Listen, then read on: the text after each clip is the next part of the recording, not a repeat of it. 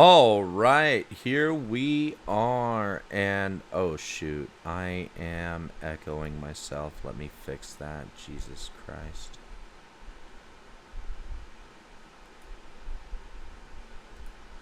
All right, ladies and gentlemen, here we are.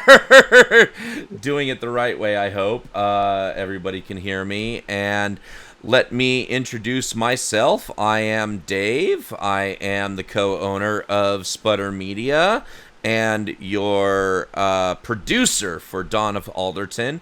But let me introduce the DM, the supreme god of all that happens in this story, Joe Snack King. Go ahead and introduce yourself. Greetings and salutations, chat, viewers, voyeurs, and all of the above and those not yet named. I am Snack King, your DM for tonight's adventure. Welcome, and we are glad to have you on Session 2 of Dawn of Alderton. But this isn't about me, because you're going to hear me talking plain enough, so let's jump right to our players. And, Lucian, why don't you introduce yourself first tonight? Alright. Hey everybody, I'm Lucian. I'm playing a fighter with the intent of multi-classing into Bard, with a focus on infiltration. And you can find me at Nagatsu Seiken on Twitter. I'm not very active, but if you DM me, I'd be happy to answer any questions or whatever. Feel free to hit me up. All right. Before Joe continues to the next person, let me just throw out to our active listeners here, the people who are chatting with us live. If there are any issues, either with video or audio, please let us know in the chat so that we can correct it as soon as possible and make your experience the most awesome experience we can deliver.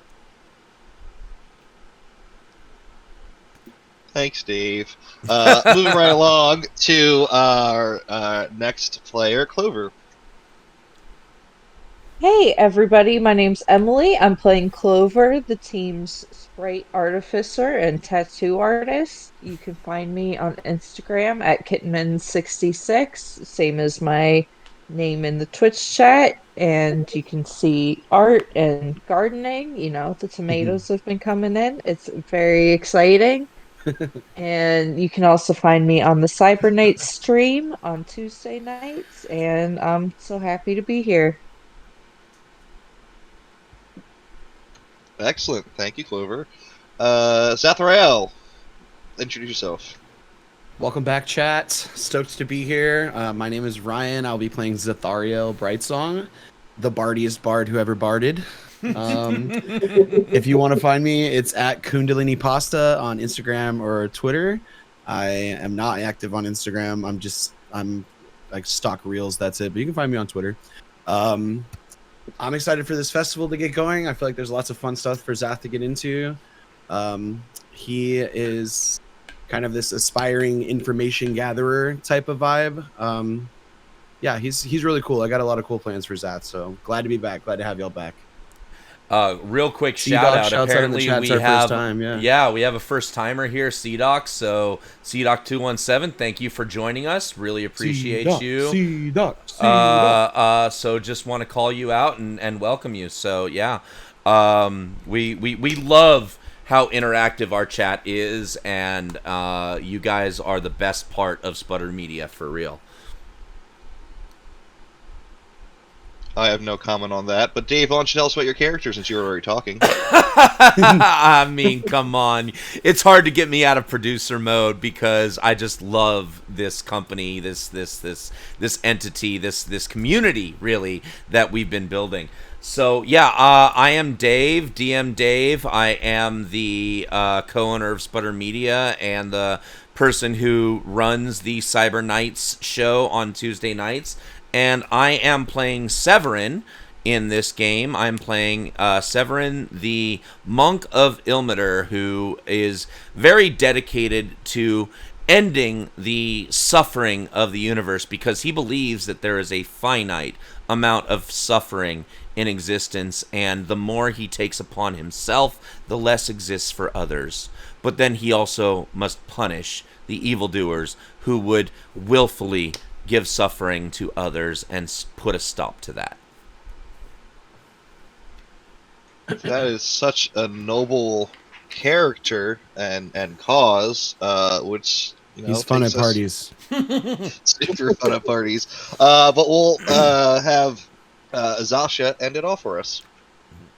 Yes, thank you, DM. Glad to be here. My name's Mitch. I'm playing Zasha Beesons, the group's friendly neighborhood cleric. Dragonborn race, a little bit scary looking, but heart of gold underneath. You can find me on Instagram at doobie_daddy or Mitch DEE on Facebook. And yeah, just glad to be here. Glad to do session 2. Thank you, chat. Thank you to all the new people coming, and thank you, DM. Take it away. Excellent. Before we get into our recap, we are going to do our standard capital S plug here for our wonderful sponsor over at Dubby. The link will appear in the... Oh, it appeared immediately. Excellent. Great timing. Dubby is the energy drink of the future. It is a jitterless energy powder. You mix it up as you please, a little bit less, a little bit more. Derived from coffee fruits, not from the beans. So it's a jitterless energy. I've been drinking it steadily for some time now, and I gotta say, it's probably the best energy drink I've ever experienced. It's definitely made planning and running D&D sessions way easier, rather than slamming another unnamed energy drink, because we're getting W up the spotlight. But with that, that is our plug for the evening. Enter the promo code Purple Space Nurple, and get... Is it 10% off we're doing? Yeah, 10% off of every order, and then Sputter Media gets 10% commission. Please help us make money so we can keep doing this. If Yes. you enjoy this, That is why we are the corporate whore slaves that we are, because we want to keep producing this content. So help us out. Order some Dubby. We actually do drink it, so we're not promoting a thing we don't believe in. But we aren't going to take up any more of the stream's time with our corporate overlords. And Joe, please introduce us to what is happening in Alderton right now. I would love to do that, but Alderton doesn't exist yet. You're in Ailerim, and we haven't done the recap. So, Dave, once again, super excited to get into the action, which I do appreciate. But who wants to do our recap for inspiration today? If I do it, I get inspiration, just so you know. I feel like Joe's telling me to shut up and let y'all do it, though. I can remember what happened last time. When last we saw our gang, we had our meet cute in the Welcome Wench, where we met semi-magical bartendress and her husband, owner of this establishment that we all met in.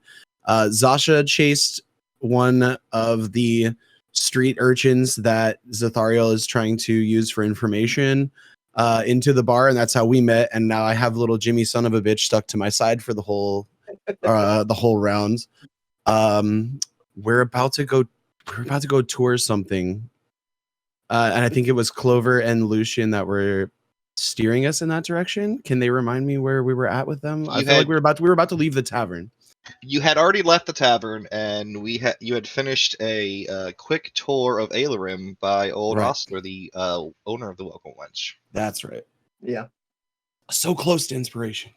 You know what? You forgot one small detail, and it was the very end of the session, so I will grant you the inspiration. I am a merciful DM tonight. Let's go. They can change real quick, players. Excuse me. But with that, Oscar's decided to head off for tonight. Zasha, you had asked him a question, and he would like you to come speak with him privately at one night. This is a conversation for just the two of you.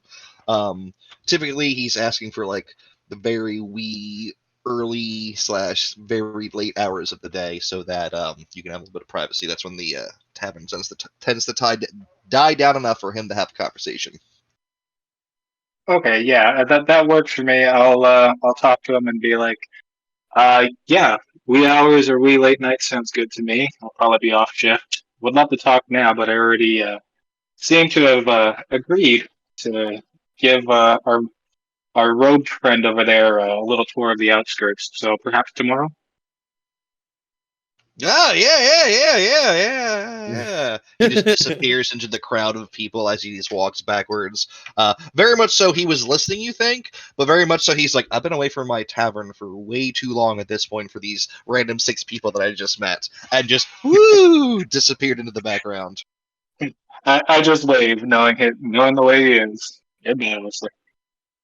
So, Lucian, you had asked Zasha for a tour of the outskirts, the tent city that is formed on the side of Ailerim. Is any other player interested in going along with them?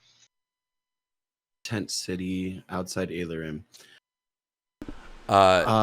Severin definitely wants to visit the tent city outside Ailerim. That sounds where he might find people in need. People in need with coin, people that have skin that isn't tattooed. I'm just spitballing out loud. Oh man, Well, little Jimmy, Wee son bit of a bitch, tempting. is attached to the Dragonborn right now. So I guess he wants to follow Zasha and Zithariel. We'll go with them as well. Oh wow! Thanks, man. This is great. You're my hero.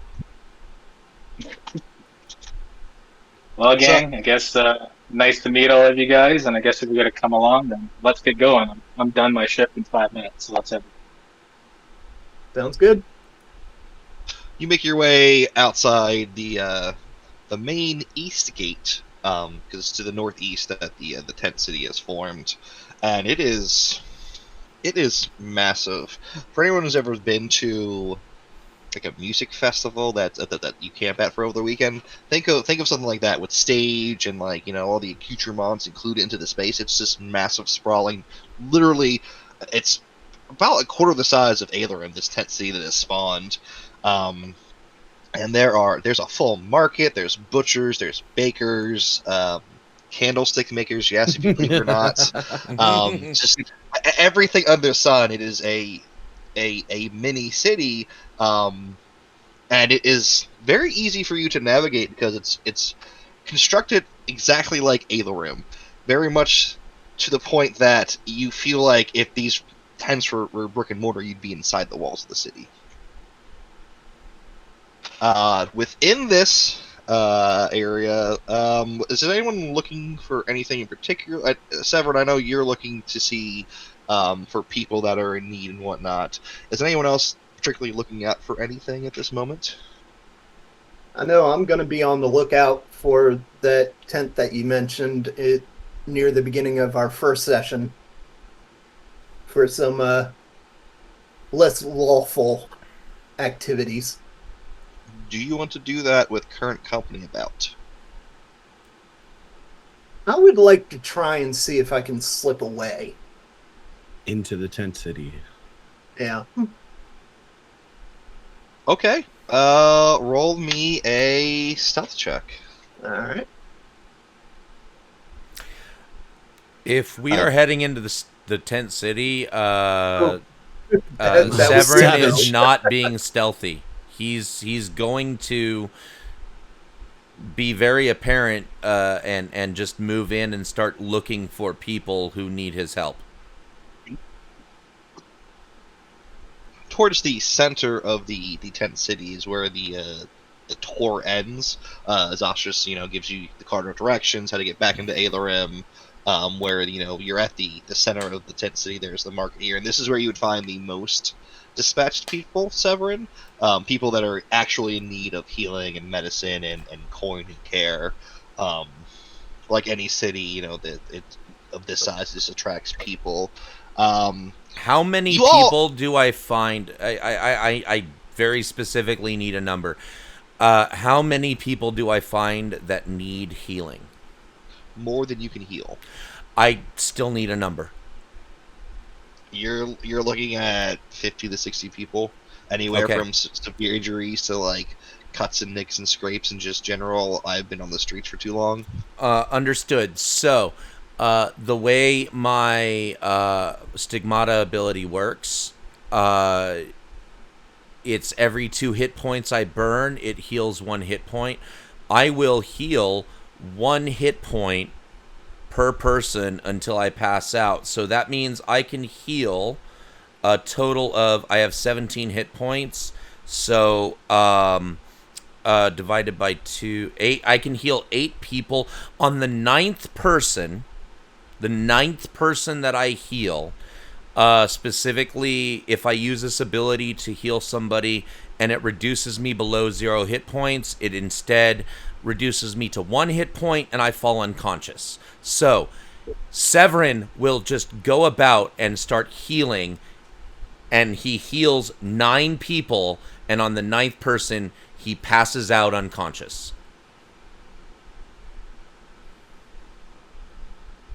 Super fun at parties. As Super fun that at parties. the group sees Severin quickly just move through the matches and starts healing, and then drop. And as his body like hits the ground, you see past him is Lucian trying to like just sneak back into the crowd without any of you noticing, but was not very stealthy about it. I think at this point, if I was leading them towards, like, say, the market or wherever the most homeless and poor would be, then I'll just go up to him. First, I'll check his pulse and see, like, what the hell just happened. Did he have a heart attack here? I'm not aware of him. You actually see his palms are bleeding. Jesus. Okay. I guess at this point I'll cast Spare the Dying cantrip for now. He is specifically not dying, unconscious at 1 hit point. Oh. Yes. Oh, I'll cancel that then. And well, it's a cantrip, so you didn't lose anything. Yeah. Looking at the sky, looking at my sundial on my wrist, is there any other city guard around here? You know, other people like that? Or am I the only one in this district right now? You know very much there is a small group of people within the tent city that are like keeping things organized and running, but there is no presence of any sort of militia or town guard or anything. If you tried to use any of your power here, you know you'd be completely useless because they would say, we're outside the walls, you have no power here. Yeah. Okay, well, I got no choice because I'm a city official for now. So I will Joe, cast check Healing Word OOC chat. While I'm there, I will cast Healing Word on Severin, looking around, realizing that I'm the sword of authority here, somewhat. Healing Word and Severin will get back. Not my best. You will get back 6 points of. So that puts me at 7 total because I was at 1 when you healed me. So there we go. Yeah, and I then cast a Healing Word on you. When you wake up, I'm gonna first be like, "Hey, buddy, you okay there? What's going on? What's going on with you?" Pointing at Severin looks around for the person that he lost consciousness healing, and only he looks and so I guess DM, does he see that person?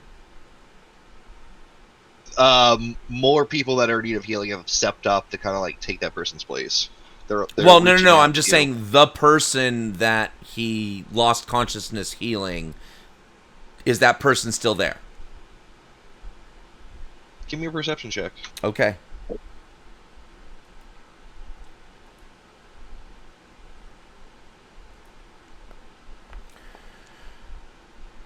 That be an 18, sir.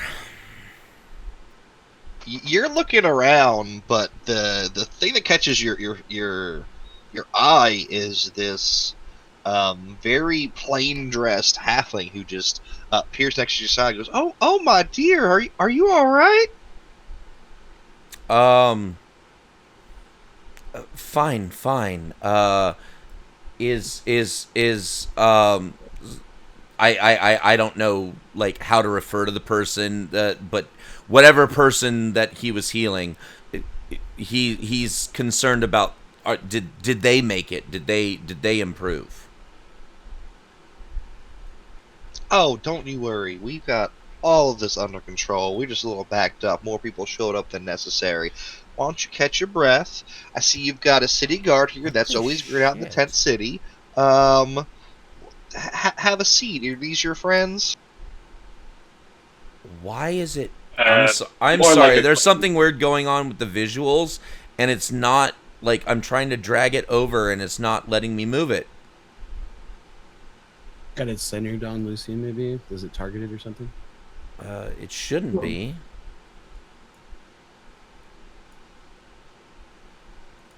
an earthquake happens and screen shakes. Whatever. Keep going while I try and fuck with the visuals. Apparently. The visuals are not important for this scene. Zaso, you were saying something? I'm sorry. Yeah. Looking at this guy, looking at Severin, I'm just gonna be like, yeah, I think you've had enough there for today, there, buddy. There'll always be more poor and unhealthy here for you to help. So, Oh, absolutely. why There don't- is so much suffering in the world, dear. There is always something that it needs to be done. I'm Fimo Goodwill. I have set up this tent city. Are you all in need of lodging? taken off guard because I was talking to Severin and this guy just pipes up. I don't know. Yeah, do I know who this is? Have I been around here long enough to know that? She just introduced herself as Fimo Goodwill, and you know that's the cleric that has set up the tent city for people who don't have a place to stay. She's quickly become a name to know within the city that is from without the city.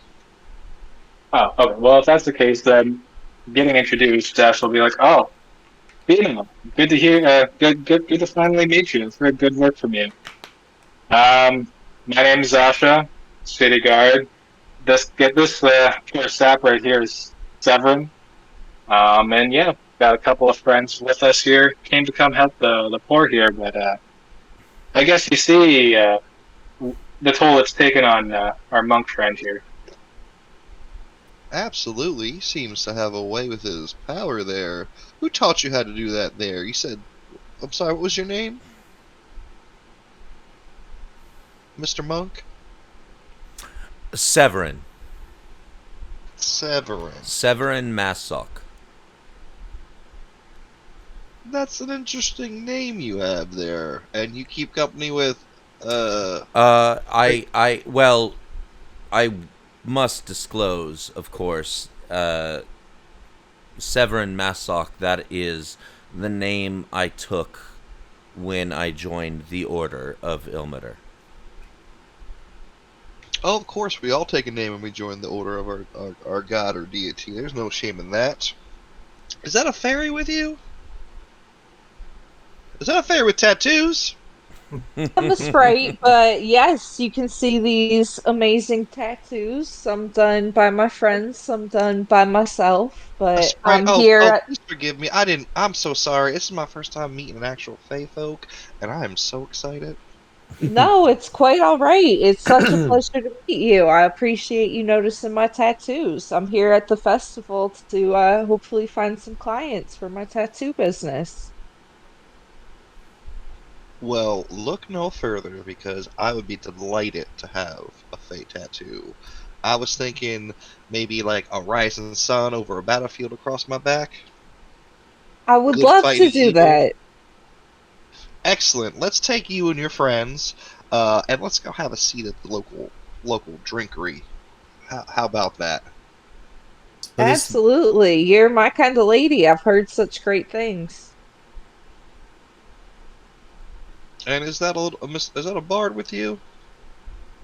I just feel like this is going very smoothly, and this would set off kind of an alarm in Zat's head. Like, can I get Is there anybody eyes on us? Is this bait? This feels like a trap to me. If you're looking for somebody, roll a perception. If you're unsure of how you feel, roll an insight. I'm looking for somebody. It would be the bar that would feel uncomfortable with genuine Yeah, kindness. Yeah, very. I don't trust it. So you're standing near Severin, and all the people that are circling you are all people that are like begging for help right now. So it very much feels like everyone is looking at you. That's because within this square, a circle is formed around you. People going, "Please help us! I'm injured, my baby. I need food, sir." Do I me a lost my favor really eye. quick, Lucian. Untarget Severin. Do I have you targeted? You do. And I'm wondering if that is what is interfering with... Yep, that is apparently what interfered with my ability to center things. That is Hey. weird. We have time for PvP There's later. planning Let's is get the story. Oh, all right. I'm not so touching a thing. It's bouncing back and forth. But no. You're still targeting me. Somebody's trying to kill targeting me. Severin. Zasha's Several targeting people- me. Zasha Oh. untarget me. I'm trying to kill Severin. Oh, my bad. Oh. Okay, so all right. that's a setting that I'm gonna have to explore later. But apparently, Hey, there yeah, is this a not targeting PvP thing that is zone. effing with what is on the screen. Wonderful. So Fimo takes you a little ways away, not that far at all, to a tent that once you go enter into is this grand tavern. Lucian, you had stuck away from the group, and they all noticed you, but no one said anything. So we're gonna jump over to you for a minute. You were told about this bar. You were given, the words and things to say, the code name and all the secret thievery things you gotta say when you're in the underworld. So you make your way over to this bar. Have your, have a seat. Order the drink or whatever it is. Can I have Timmy follow him to see where he goes? Absolutely. Roll me a stealth check at disadvantage for Timmy. That's It's- hold alt, hold control, hold control. Control. Alt is plus. Control is minus.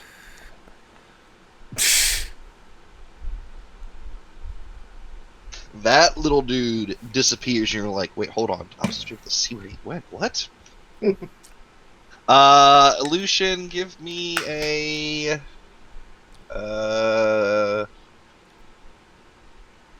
Give me a quick perception check. Right. Ugh. That's You're good, Timmy. you're taking the sights of this new place. This is very much nothing about this place screams the type of establishment you're used to dealing with and the kind of people you deal with. Right. And you turn back and look, and there is just this very... I'm sorry, words are escaping me. Think of someone who is intentionally dressing to blend in. Muted colors, very neutral colors. Nothing stands out. Typical jacket, typical pants. Gloves on the hands, long sleeves. They've got a hood attached. And it's pulled over just enough where you can see that they have a face, but not really make out any details. Very much all of your senses kind of go off in a second as you're like, oh shit, this person's right in front of me. Mm-hmm. All right. So, I will approach this incognito person. Just sit down in front of them and ask. So I take it you're the contact? You got 2 minutes. Talk. I'm looking for work. Especially taking out the corruption in this town. Got anything for me?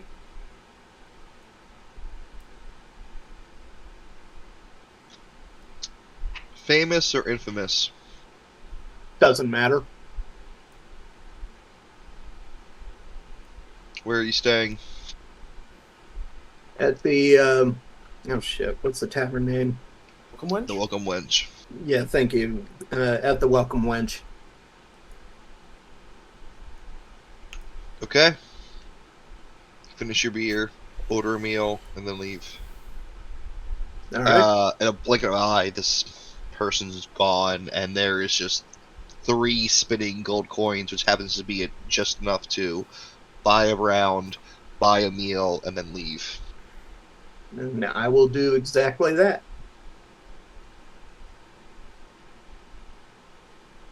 Excellent. You order a beer. You get about halfway through, and then the people you just talked away from enter from the far side, being escorted by a halfling lady. Nice. Little Jimmy's on you in a second, Zaf. Hey! And I'll bend down to listen to him whisper to me. Then it sounds like he wants to tell me something. So you're that guy. He's over there. He talked to somebody and now he's drinking beer or pee. I don't know. Did you hear anything that they talked about? Oh no, there was this guy and he had a metal part. His leg. Good job, Timmy, and like ruffle his hair. Oh man. Hey, you can't have kids in here! Ah! And Jimmy scatters to the wind. Perfect. Alright, folks, so have yourself a seat. We're gonna order a couple rounds, and why don't y'all tell me about yourself?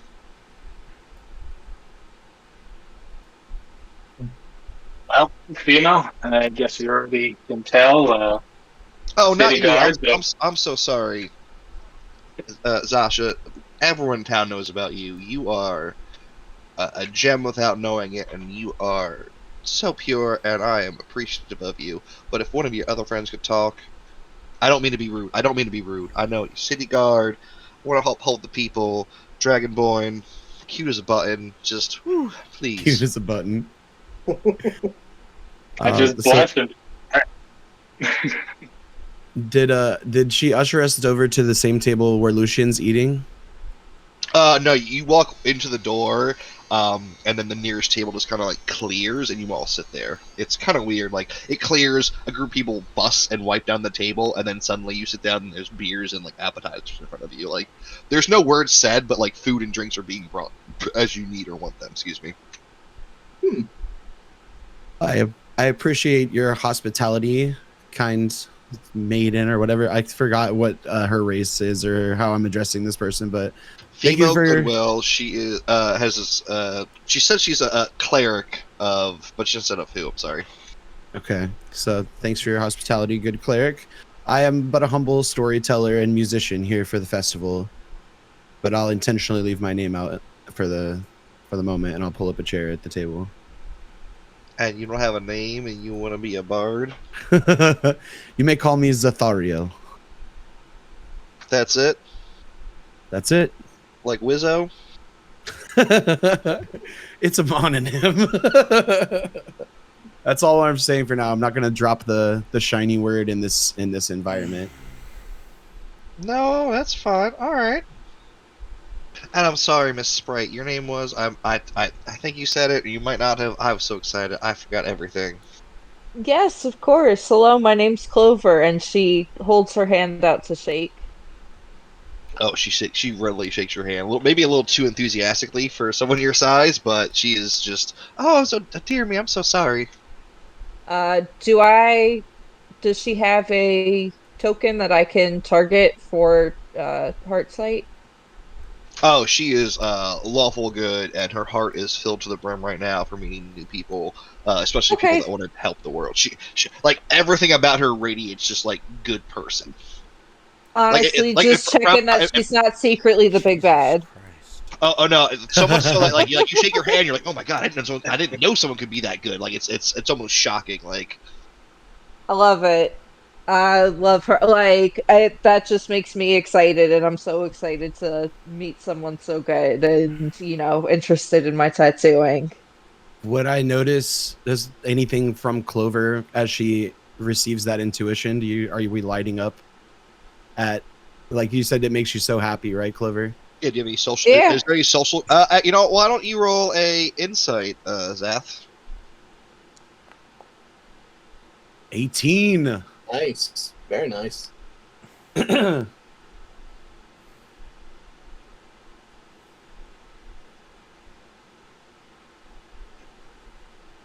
So I only asked this question because, like, in a kind of passive way, I'm still like ears up about this environment that we're in. But if Clover trusts this lady based on like her reactions, Zathario would be inclined to trust Clover.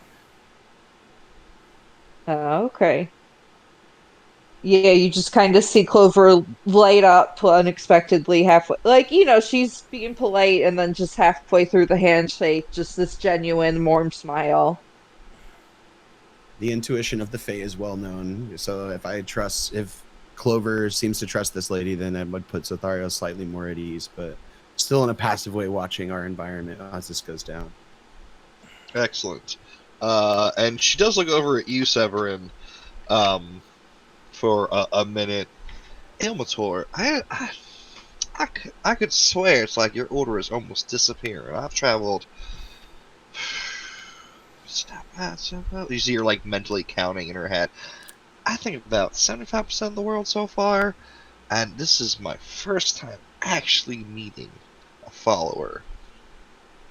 The faith has waned, but the goal has remained firm. We continue to absorb the suffering of the cosmos, and it's not a path that we expect others to sacrifice themselves for.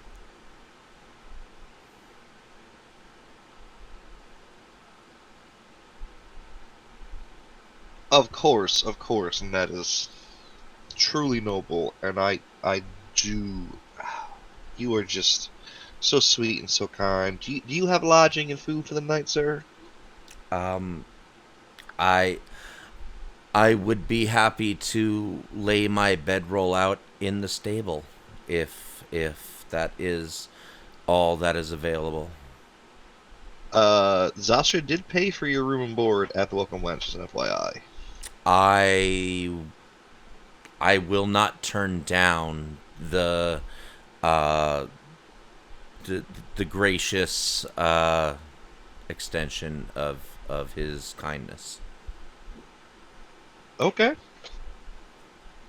So just remind me, everyone has a place to stay tonight, correct? Yes. I think And so. everyone has a place to stay at the Welcome Wench, correct? I think so.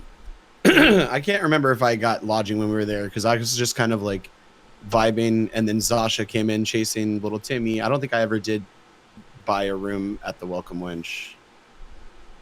I bought a pot pie.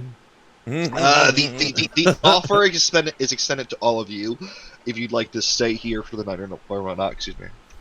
The jury's very much still out for Zath. It's just like an incline of the head, but does not pursue. You also know of the prices at the Welcome Wench, and they're not bad.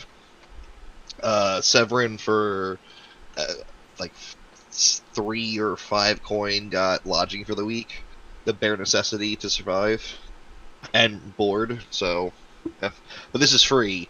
But with that, you enjoy Fima's company. You all kind of trade stories of this and that and whatnot. And she tells you she is a cleric of Lyra, a chaotic good lesser deity of joy. And she just very much wants to bring joy and happiness by helping people.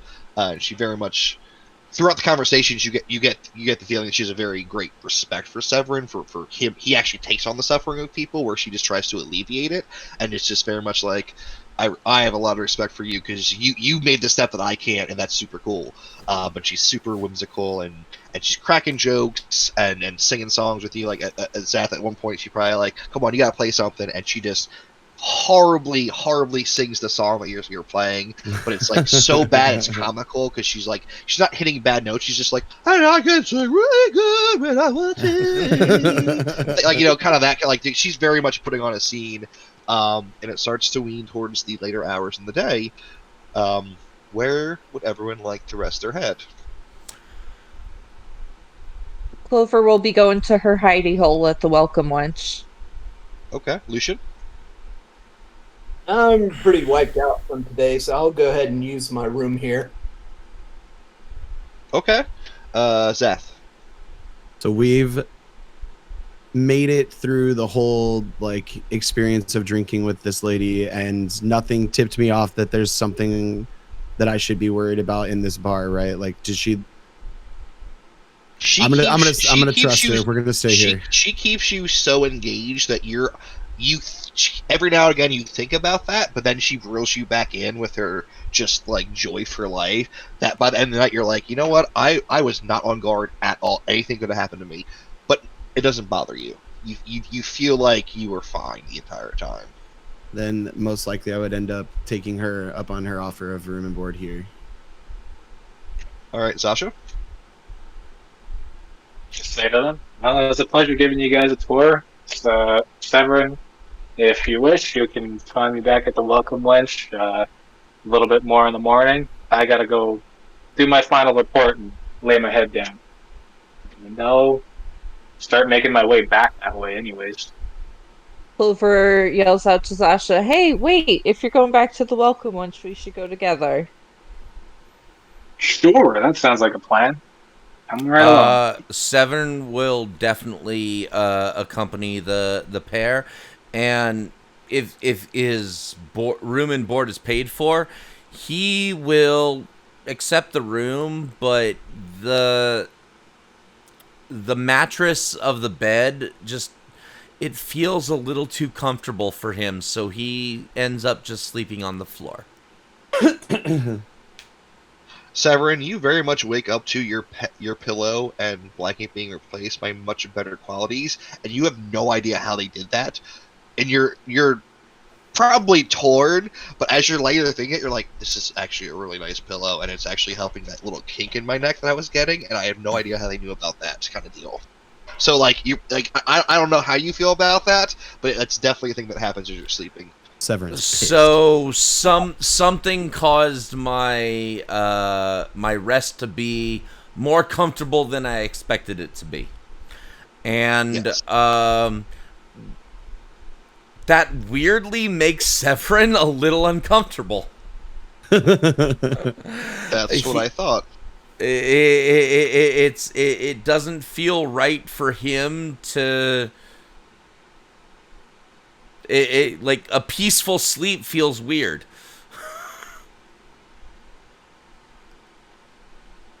That is totally acceptable. Where we had left off yesterday, there was about 36 hours left to the festival.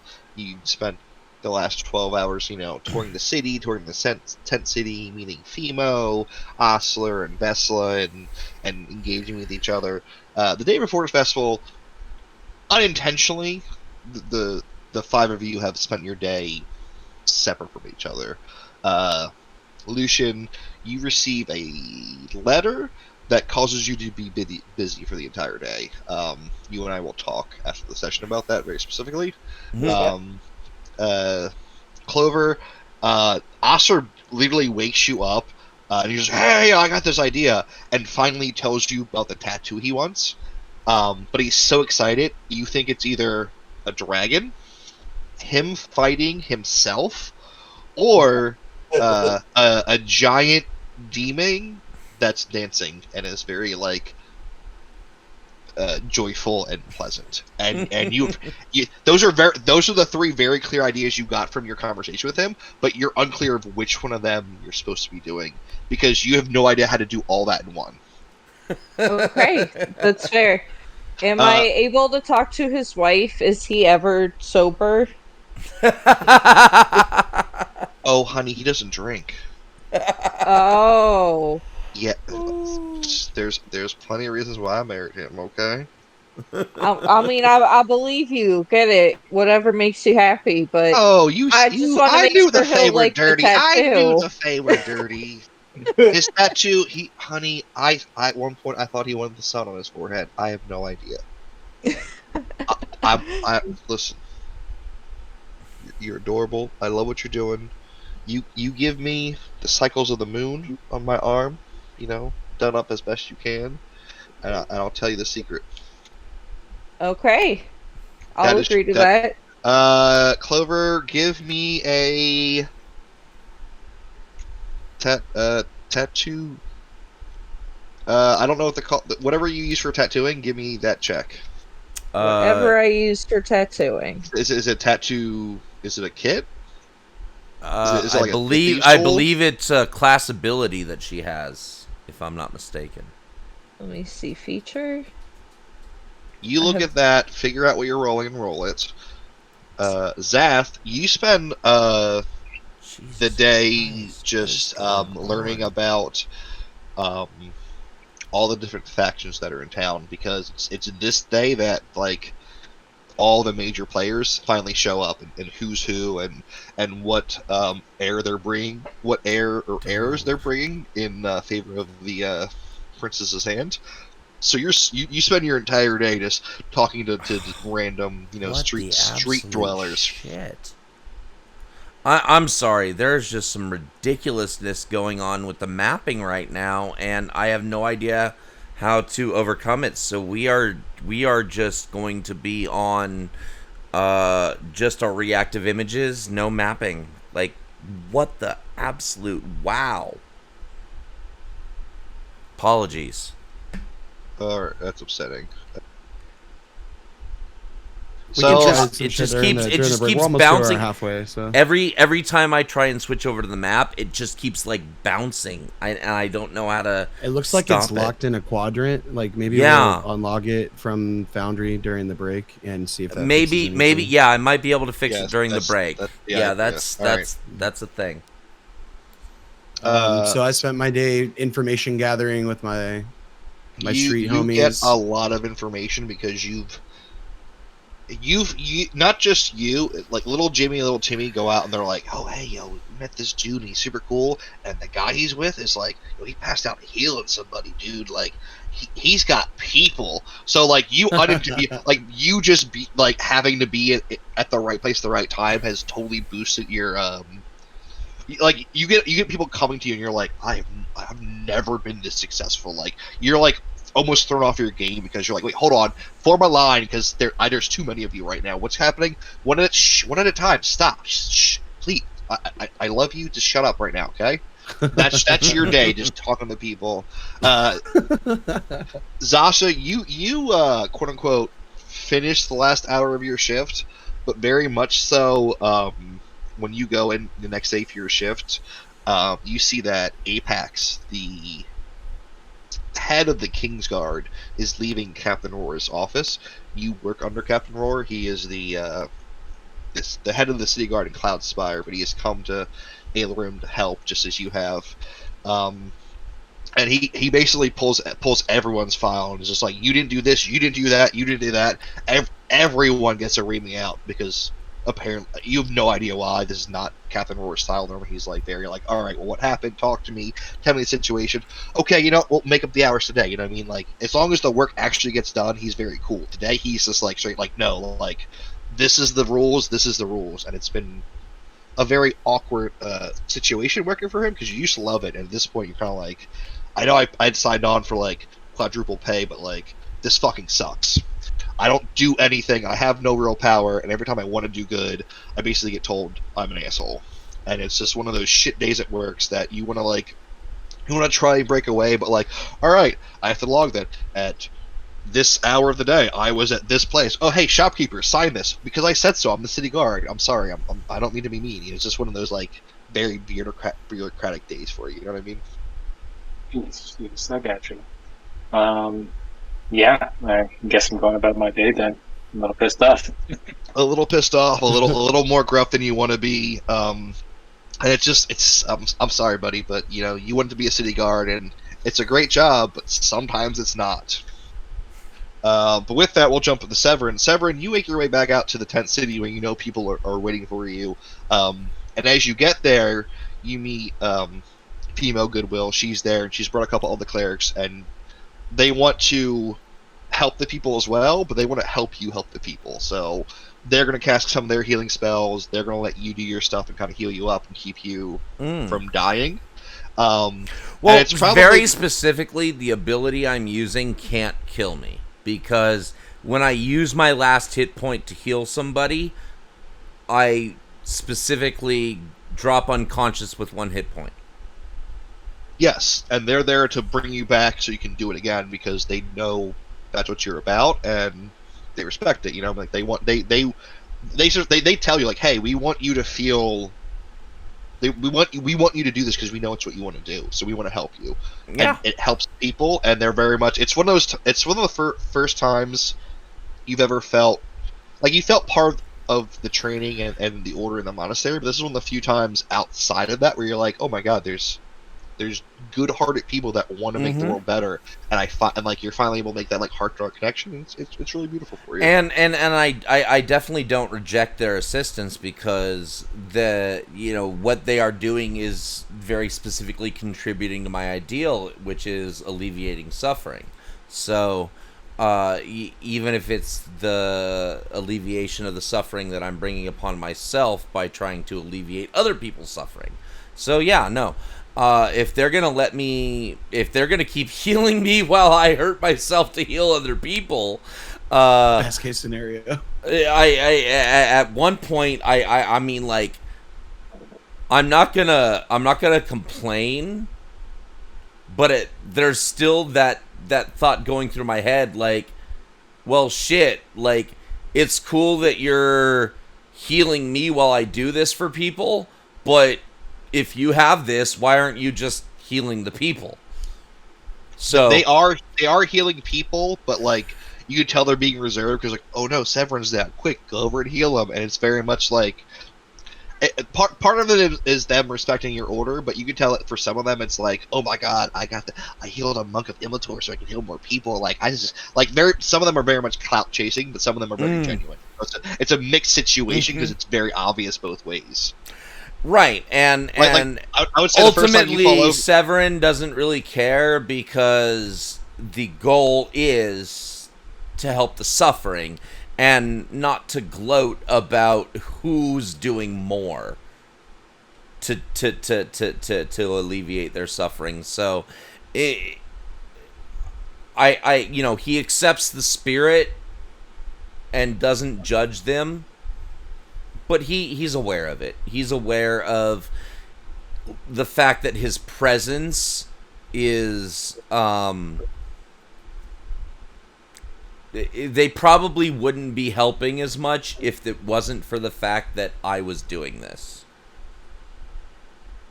I would also say with your passive, you notice that Fimo, she uses a couple magical items to restore her magical abilities to heal more. You see her like disappear, and you're like, "What's she doing? Oh, okay. She's got like a magical necklace or something. Oh, she's recharging." Like you can very much see her doing that and going back like, "All right, let's heal some more people." Like she is there to expend as much as she can. She's definitely one of the people that you feel is very genuine about it. I definitely want to make an insight check over this. Like what is her motivation for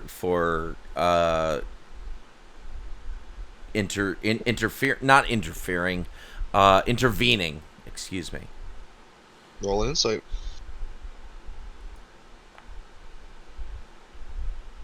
That would be an 18, sir. Nice. She was a good person, and then she met you in your order, and it like clicked in her head that like, that's real, you could do that. And she's very much like, okay, if this guy's doing it, then like, why aren't I doing it, kind of deal. Like, okay. She's motivated by you. Her motivation is genuine, and she is being compelled to be more helpful because she's witnessing me. Not. She's not doing it because she's being compelled to, like, oh, this guy's showing me up, but holy shit, there's more that I can do.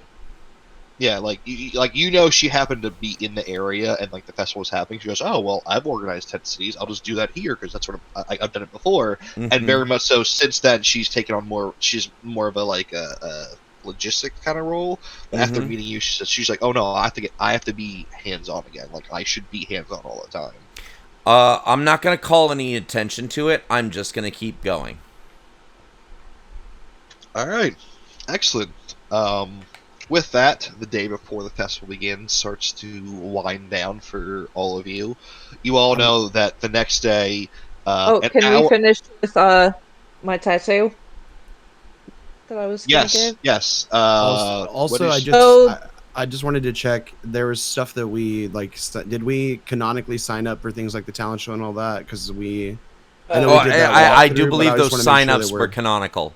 okay. Those Perfect. Sorry. signups are canonical because I'm going to be announcing them again, and you'll have a Got chance to change your minds based off of new information. I'm jumping the gun. Terribly sorry. No, it's fine. It's fine. Clover, it's you have to use your tattoo stuff. I'm assuming it's intelligence based, correct? so the homebrew only has rules for magic tattoos, of which I only know how to do a shark and a snake.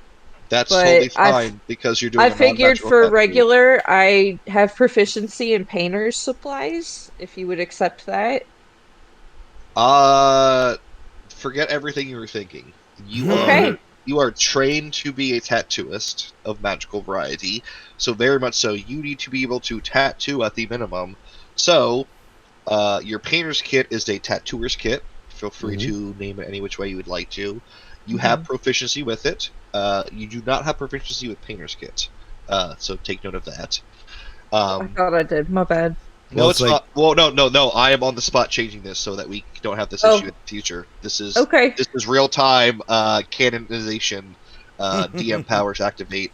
It is an intelligence based doohickey because I don't know what to call it because it's medieval times. Roll. Skill check. This doohickey check is intelligence based, and you have proficiency with it. Yes, very much so. I was like, as a DM, I have non-canonical skill checks you can earn. If I can cut through the mustard here, what he's telling you is you get to do an intelligence-based roll and add your proficiency. Yes, so roll that beautiful bean footage. Mhm. Wait, what do I roll? D20 plus intelligence and proficiency. Okay. During the break, I'll edit your character. Don't worry. You? Okay, so D20. Okay. Vesta had asked for the cycles of the moon on her arm, and she wants like the new moon, the crescent, all that jazz. And you're like, oh, that's pretty cool, but I don't do moons. You know what I mean? That's not what I've done before. And just you knock this out of the tattoo. She is ecstatic. Oh my god, honey, this is beautiful. She gives you a hug, awkwardly because she's never hugged anyone with wings before, but you're used to it. Honey, this is beautiful. Thank you so much. All right, listen, I'm gonna tell you a secret. You draw a kick-ass dragon on Osler, and he will ask you to marry him. Don't do it. Okay, well, I'm gonna pass on that, but I appreciate you so much. I'm gonna knock this dragon out of the park. Something ferocious. I don't. You're gonna have to figure out from him if he wants black and white or color, but that's all I can tell you. All right, I appreciate it. And with that, the day before the festival is ended. We're gonna take our 10-minute break here, and when we come back, the festival shall begin. All right. Yeah. See you guys all in 10 minutes, and we are going to break, and we will see you all in just a few. Our girl out here getting clients on clients, bro. Tattooing. All right, and we are back, ladies and gentlemen. We are back in Ailerim, and welcome to all of it. Joe, take it away. Welcome back to Dawn of Alderton. And I'd like to thank the chat and all the players for being here tonight. But jumping right back into it, we left off the end of the day before the start of the festival. A couple of things I did want to touch on briefly. Lucian, you are busy running around gathering supplies off of a list. That's why you were busy. Zasha, at the end of your shift, Captain Roar asks to speak with you about a private matter that you are going to be assigned to, starting the next day.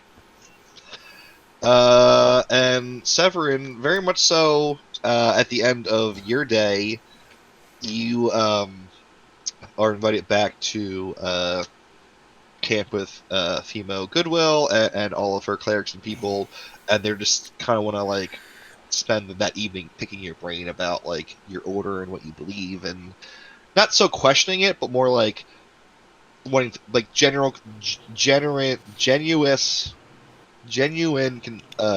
want for knowledge.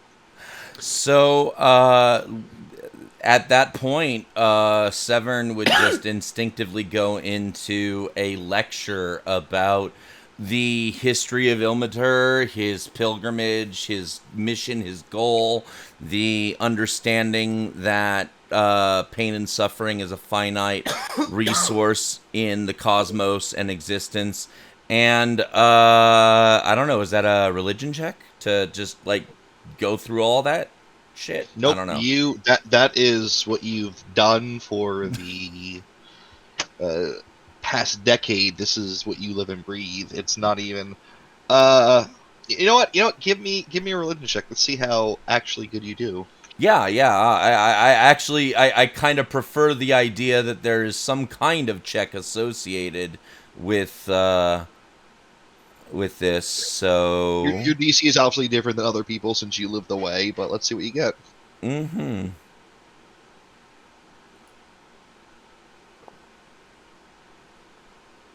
It could have been better. I am Severin, and this is my god Ilmater. In the beginning times, he did, and it's very much they're interested, but it's not. It's very like matter factual. Like these are the big things I remember. Um, you feel put on the spot, and you're unable to project the knowledge you actually feel. You're Should actually have know. brought Zath with you. Yeah. Being, and that actually, I want to kind of embrace this failure here with the character, because being the way and talking about the way are two very different things. And Severin's great at being the way, but explaining it to people is not his forte.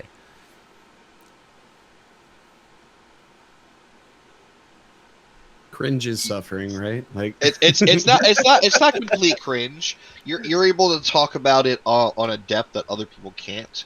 So there's still that very personal side to it, but it's very matter of the fact. Like this is what Elmator stands for, and it's almost robotic because of just that's just kind of how Gnostic Trinity is. It almost feels indoctrination, like that I'm just giving it off from rote.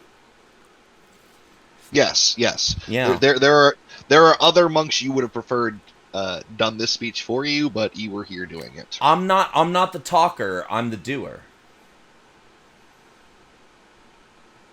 That is fair. But that is how everyone finishes their ninth. Zath, you actually make your way back to the welcome lunch. Somehow at the end of the evening, and you are surprised that there's a bed left for you. nice. There's a condition. Oh no. So who am I talking to about this? Osler is All talking right. to you. You come in and you're just like, the bar is like almost empty. There's some people, drunk and passed out at different tables and whatnot. Osler's like, come here, lad, come here. Let me talk to you real quick. I will answer his summons. What can I do for you, good barkeep? All right, I saved you a bed. All right. Oh, you're too kind. Oh, am I? I got a deal for you. Everything has strings. What is this deal? Write a masterpiece of a song Write a masterpiece. about the welcome wench and its host and hostess. And he points to Vesta, who's standing on top of the table and just gives a little curtsy. Well, if I could think of no better subject matter for a masterpiece than that, good barkeep. Excellent. shall You'll be have it done by yours. the end of the festival, correct? I will. He's already shaking your hand. This deal was made the second you sat down. You realize, and you've been set up, but there is no backing out of it. I think Zathariel would be pretty confident in his ability to write something that this gentleman would consider to be a masterpiece. So I'm not scared here. So Although my arm is being jostled by his forceful handshake, but my heart is strong. So every day, I'll allow you to make a performance check to see how the song is going along, or I will let you make 3 random rolls at the end of the week to Ostlers, see how the song comes. You can do it on the spot, or you can plan it. Got you. Do I need to make one right now, or we just made the deal, so we're chilling for now? You just made the deal. Okay. The festival hasn't started yet. Perfect. So I got like 5 days. Well, little does Ostler know that Zathariel is pretty much writing all custom stuff for the talent show anyway, so we're just going to add this to the list. You know that the next day, an hour after dawn, that the festival will begin and the games will be opened and whatnot, and there will be at noon a grand presentation at the courtyard of the castle. Perfect. Like a grand presentation about like the fact, like A the grand announcement presentation. No one knows what. No one knows what. No one knows what. Is this separate from like the commencement? Like, I'm assuming the festival has like a lords and ladies, thank you for coming. Like, is that commencement separate from this event, or maybe not? I don't know. I know about the grand presentation. Perfect. Yes. All right. And so that's tomorrow. That'll be tomorrow at noon. At noon. There is the morning that you can investigate the carnival and whatnot, but you know very much. You know that the crowds will be at the carnival, and the first day is a wash. This is something that you were all made aware of. None of the games that are important start on day 1. They all start on day 2. So if day 1 is a wash for any real performances, I want to do. So my new homies from the city did a great job of telling me who's here. Now they need to do a great job of telling everybody else I'm here. So I want them going out whispering amongst these lords and ladies they've identified. Maybe, I don't know about telling them directly, but just trying to circulate through the city that the son of the Bright Song is going to perform. Give me a performance check. Let's see how well you can articulate this to everyone. Sorry. Click the wrong thing. There we go. Not bad. 22. Expertise, baby. You go into a very methodical and very rhythmic sort of lecture where you're like, and we're going to do this, and we're going to do that, and this, and this, and this, and that, and we're going to do this, and we're going to do that, and this, and this, and that. and everyone's just like, yes, yes, yes, yes, and bob my head, and here we are.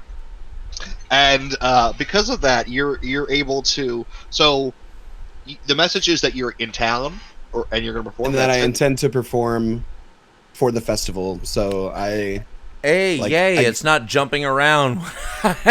Sorry. Hey, oh, nice. Let's go. I I didn't even notice. Good job, Dave. Thank you. Yeah, it took me a minute, but I fixed it. So the message is like, I don't want anybody to know where to find me before the festival. I want it just, everybody seems to have heard from somewhere, but they can't figure out where, that the Bright Song son will be performing for the festival.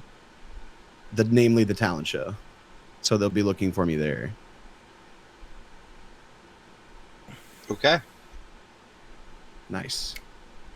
The goal being that when it's my turn to play, like, I have a bigger audience than the people who came before me. Shit. Oh, we spoke too soon. Oh, damn.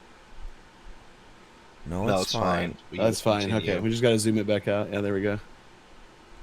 Yeah, so that's where that's what I'm doing on this day before. I have till tomorrow at noon, right? And then there's the big announcement. Absolutely. So because you all have things to do and places to be. Your morning, the day the festival starts, is somewhat busy. You know, some of you are giving orders, some of you are getting orders, some of you are helping those in need. But there We is all this. long rested, yes? Absolutely yes. Okay, thank you. Sorry, I forgot you took damage. I did. But as I was saying, you all know this so that you spend your morning doing what you need to do and get to the courtyard relatively not super early, but early enough to grab a seat, and that is where we will begin. Not a seat, but a place to stand. So this is the courtyard to the castle. There is the bridge which is down, and there is a announcement to be made. So go ahead and position yourselves as far as you'd like. I will let you know. 1 second. Yeah, it really helps if I know where you're starting everybody for me to give to set a position. So you see there's 2 characters on the field, Lodemiri and Andreas. That is as close as to the presentation area as you can get. Otherwise, this is mobbed with people. You're shoulder to shoulder, butt to butt. You happen to get here early enough to get yourself into a decent position, if you would. So you could be as deep as Lodemiri and Andreas on the map. And as I was saying, this is flooded, mobbed with people. If I'm looking to go unnoticed here, I have a disguise kit that I would be wearing, but is there so many people that it doesn't even matter? The only people that really stand out here are Nastasha and some of the other non-humans, just because of how physically large they are. Like, there's a handful of orcs that are here that just kind of stand out because they're big, green, tan, grayish colored. Couple of giant kin that stand out. There's halflings, gnomes. That's obviously there's a hole in the crowd, so there's a halfling or something. They've kind of moved forward, but beyond that, there's nothing stopping any of you from blending into this crowd. All you need is a hood, and you're golden. All right, so that's my vibe. I'm gonna take up a post on these boxes over here. We're hooded. We're chilling. We're drawing as little attention as possible. No.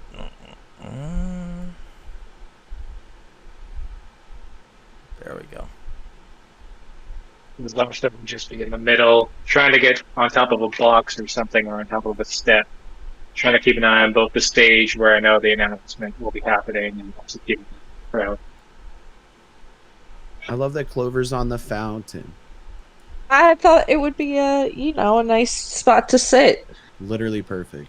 Get a good vantage point. All right, I think I got everybody Most of us in somewhat centered on what's going on. Clover, you notice that because as you were sitting on top of the fountain, there's other smaller folks, gnomes and halflings, and a couple. There's maybe 1 or 2 dwarves that have kind of congregated in the area, and are using this natural hole in the crowd to be able to see, because basically everyone in front of you is a halfling or a gnome or smaller, so you're able to actually see the presentation. I got a Okay, question for cool. the DM there. What exactly am I expecting this to be an announcement of? What's going on here? Is this just the commencement of the festival? What's happening? That's a great question that I will answer right now. Okay. As you all take your spots in the crowd, and you see the crowd of people, there is a line of Captain's Guard, I'm sorry, as well as the head of the King's Guard, this towering figure. Out walks King Titus Ailerim, a rather portly-looking fellow, a little bit rounder than you would expect for someone of his stature. He goes, ha ha ha ha! Greetings! Welcome to the Festival of the Maidings, all of Ailerim and all of its other sovereign communities and nations. Yes, yes. Ha ha! I would like to officially welcome you and greet you to the festival here. You must forgive me, I'm not used to speaking in front of so many people. The city is not so busting and brim of people as normally is now. He's laughing at his own jokes, and it's kind of awkward and a little off-putting, but you can tell he's generally trying to make a connection. I have chosen, and he waves his hand, and his daughter comes out and stands next to him. I am hosting this festival to find a suitor for my daughter here, so that we may cement a new age in our lands. That is people governing themselves and not under the will of just Ailerim. Let the halflings and the gnomes and the mound take sovereignty. Let the elves in the woods, and the orcs to the deserts, and the city of Cloudspire, which I am most generous for their city guards and who they've brought to help keep us safe and sound, as there are many guests within our city. But as I speak, let us talk about the grand carnival that which we are hosting here and the rewards they At this give. moment, Severin steps to the front, right in the middle of everything, right in front of the fountain there, and he removes his ring, and he shouts, "Brother, why do our people suffer while you grow fat?" And he pulls his ring off of his finger and chucks it at the king's feet. The Kingsguard erupt into a fury. The ring is snatched up by Apex, who steps closer to the king. And the Kingsguard rush forward and they grab you, Severin. Do you resist in any way? No, I let it happen. Zasha also steps forward, seeing this, and will come full person.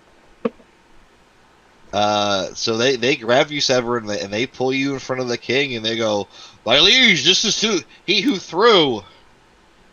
And Apex looks at the ring, and Severin, roll me a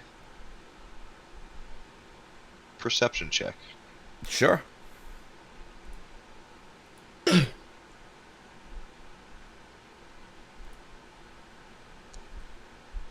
That would be a total of 8. I ain't paying attention to shit other than fucking Titus right now. That is fine, and Titus stares at you, and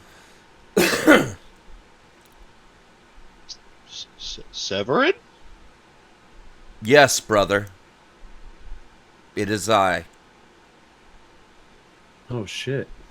My brother lives? And have... Go ahead, Yes. I live, and I trusted you to take care of these people.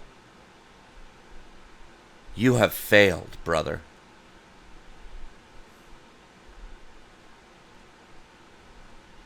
There is much you do not know, my brother.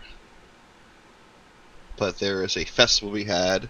There's a reason for this festival, and there's a reason for everything. And I will gladly explain.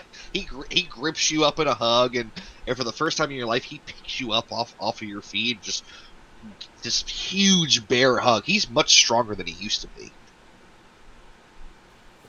Okay.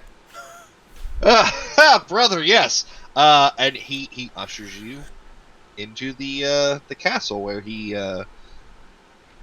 waves to one of his advisors who comes out and announces the carnival games and the days in which they will be played and the prizes. Half of the games, the prize is to be able to enter the contest to be the suitor of the princess. As I'm being scooped up, I say, I have followers with me. And at this time, I turn and say, friends, those who believe in justice, join me. And I turn that to the general, those out there witnessing this. I knew this guy was crazy when we met him earlier, so I'm just kind of bemusedly watching this unfold. I don't hear any. Or I know you called him brother, but like, do the rest of us? We saw the king acknowledge Severin as his brother, right? So this is There like is there's a spell on the steps, so everything that was said, you all heard crystal clear. So like le gasp, but I mean, I'm not gonna step up for this. Yeah, I'm kind of in the same boat. My curiosity and interest has been piqued, but I'll sit by the wayside for the time being until I get a better grasp of what's going on and how things are going to unfold. Clover? In the same boat. Getting arrested is not in my festival plans. Well, to be clear, Severin's not being arrested. No. The king invited him in, so this is very Okay. much. This is very much so. This is not the police pulling him in. This is the king being like, "Hey, come in," and he's like, "Yo, who's coming with me?" kind of deal. I don't know if that changes Yeah. anyone's opinion. No, I'll still pass. I'm not really a follower of his religion. I probably wouldn't have, she wouldn't have considered herself, someone who should join him if he's about to Maybe have if this I phrase religious it, talk with the king. and I think I probably would have phrased it more, that there are people who must bear witness to this. Not necessarily saying. So, all right, all right, hold on. So I know how to translate this. So there are social cues that happen. So the king has said, "Hey, you're coming with me," and Severin is called out for witnesses, basically people to watch what happens. So if he gets killed or anything, like if none of you survive, then everyone knows the king is evil and corrupt and overthrow him, kind of deal. So like he's asking for someone to be like, "Hey, like I'm risking my neck. Is anyone willing to risk their neck for me?" Does that change anyone's opinion? Like just true to character here, like that's some y'all shit. I'm playing in the festival to try to get in front of the king, but that's on some family shit that Zastariel's not a part of here. Like, all due respect to drinking with Severin the other night, but like this is some them shit. I'm staying on my boxes. That's fine. That's I'm- fair. I'm curious enough that I would go, I think.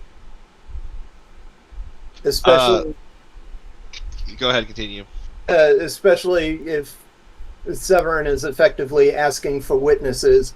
I figure not only will my curiosity get sated, I'll also be able to get a rough idea of the castle's layout in case I need to infiltrate later.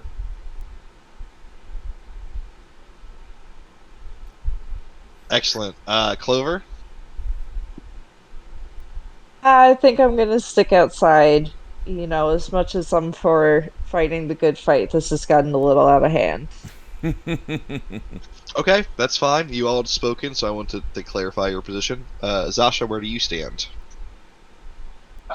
Well, originally Zasha got dumped and his hold person spell didn't go off, but then I saw the king calm down and an awkward hug. So I guess I'll just head my way over to the city guard and one of these guys in the front here and be like, "Hey, you guys need any backup with this guy? Should I come in?" If you're with him, you're with him, brother. Good enough, I guess I am. And I'll start making my way if they're allowing me to. I'm keeping Alright. a good 10, 15 feet back, though, and just trying to make it look like, extra security coming along with this new guest. All right. So, Severin, you walking with Titus. Zasa, Nushin, your interests are Mm-hmm. piqued for different reasons, and you coming with you. And you stand just inside the balcony here, and one of the councilmen will step out, and he's going to detail out the games at the festival, at the carnival. And I would like to just go over them and remind people Mm-hmm. that there are several things going on beyond just the typical games. As you enter into the carnival, there is a bunch of puzzles, and there's a shell game, and there is a ring the bell contest, a strongman contest.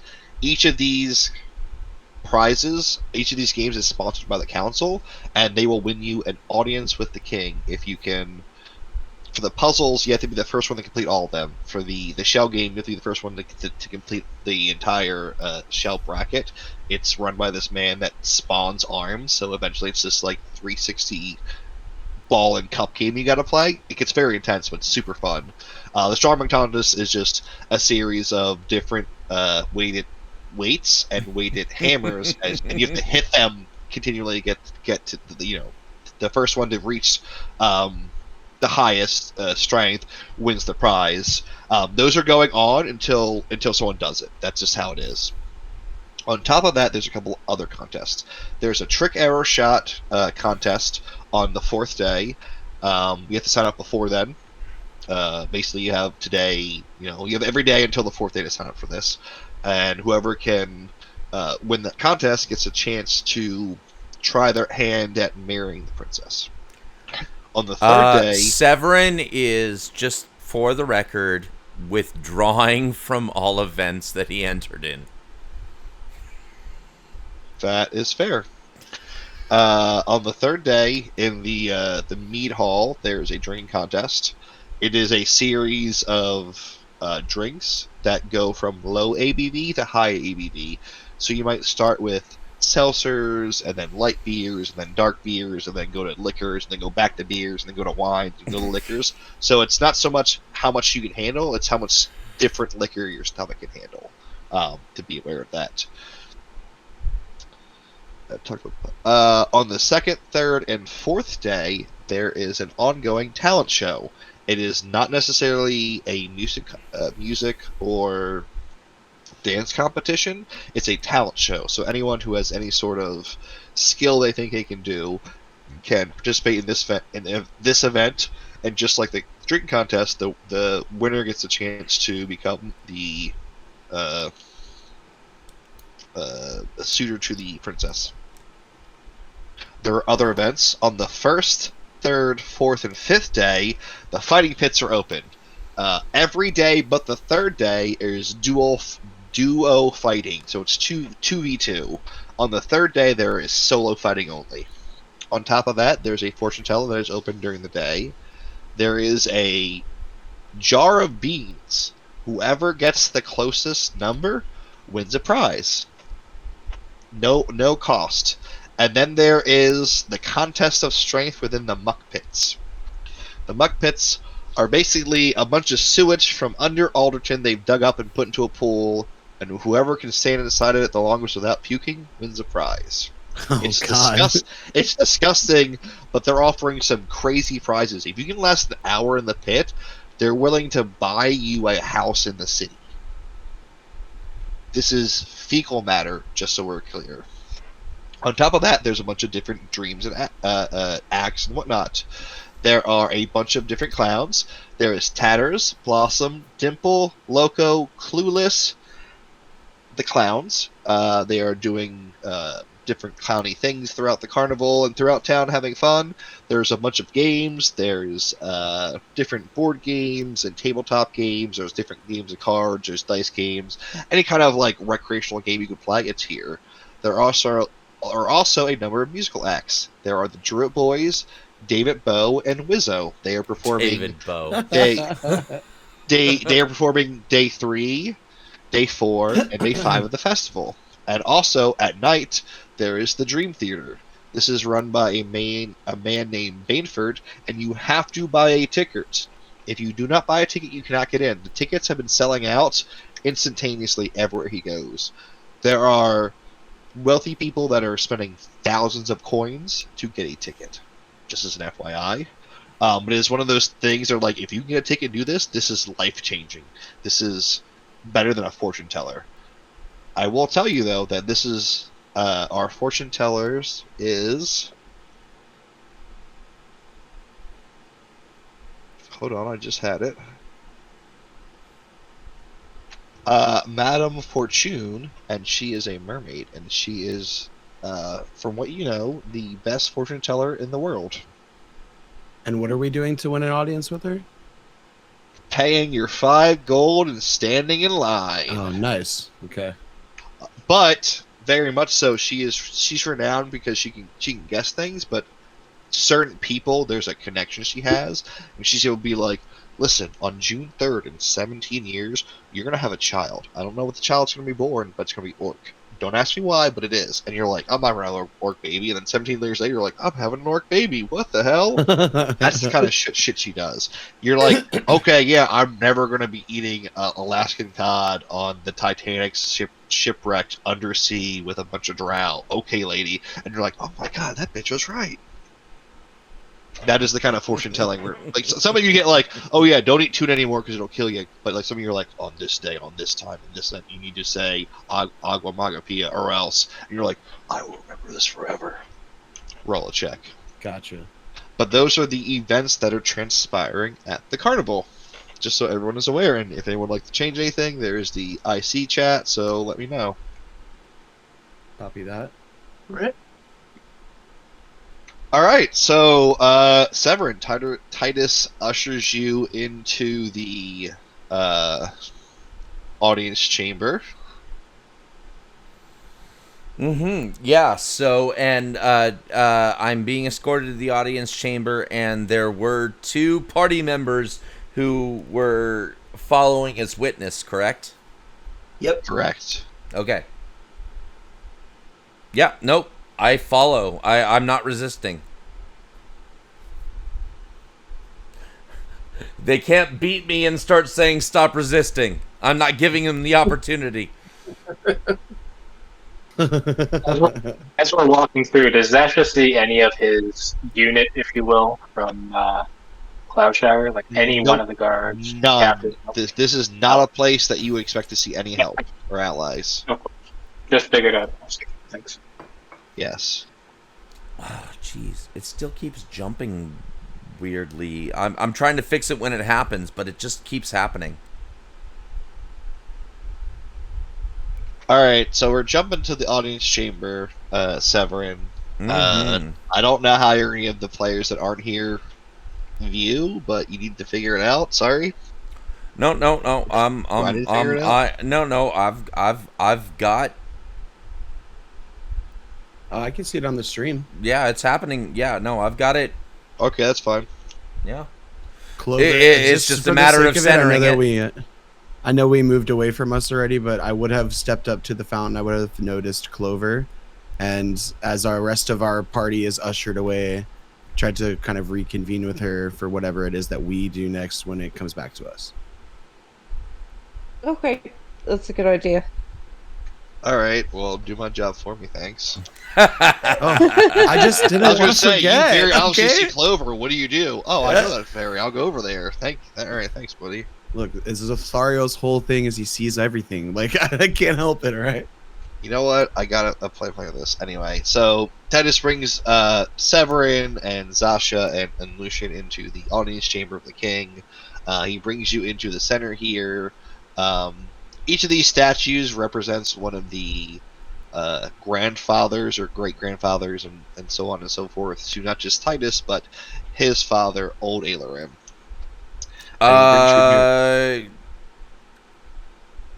Never mind. Continue.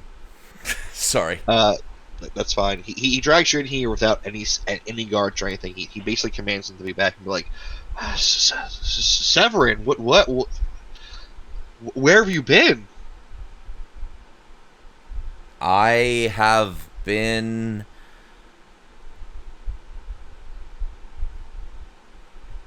The brother. Sorry. I need to backstep my response. The brother you knew died 10 years ago.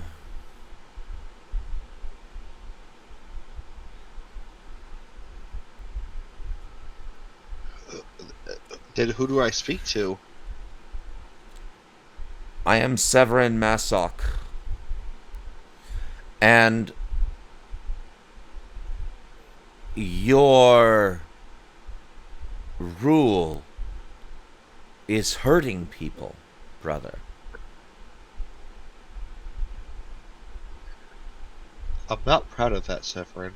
You have to know that. I'm not. I wish I could do better, but You can do better. you don't it's not that simple. There's a way to things, and if you want to be in a position to change things, it's not overnight. I have fought tooth and nail for a decade without you. You know what that's like? You were I don't gone. expect it overnight, but it's been 10 years. And our people still suffer the same way they did under Father. No, they don't. There's no death squads anymore. I've seen to that. There's no poison under darkness. That's over with.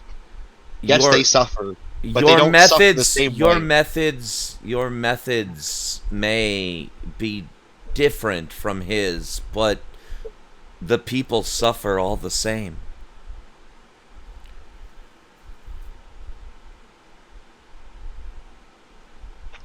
I can't explain it to you. You don't know. You've never worn the crown. You disappeared. I wasn't supposed to do this. You were. You were trained. I wasn't. I cannot take the crown. I am on a different path.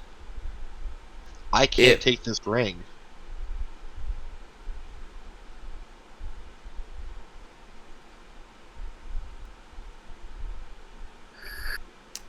So let me ask: Is he handing the ring back? Like what's happening?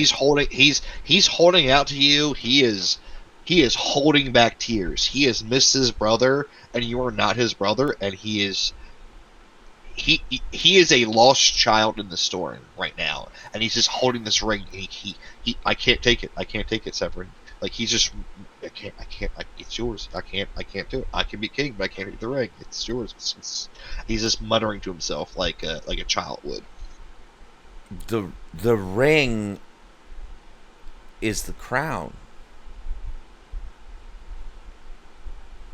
No one knows that but me and you. And if you can keep your two friends quiet, I can keep everyone else quiet. I can't wear it. I physically cannot wear the ring. You have to take it. I physically cannot wear the crown. You have to take it.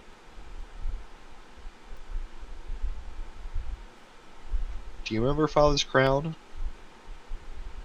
You're wearing it right now. No. Severin. This isn't Father's crown. Okay, so yeah. If I am recognizing, roll history. Yep.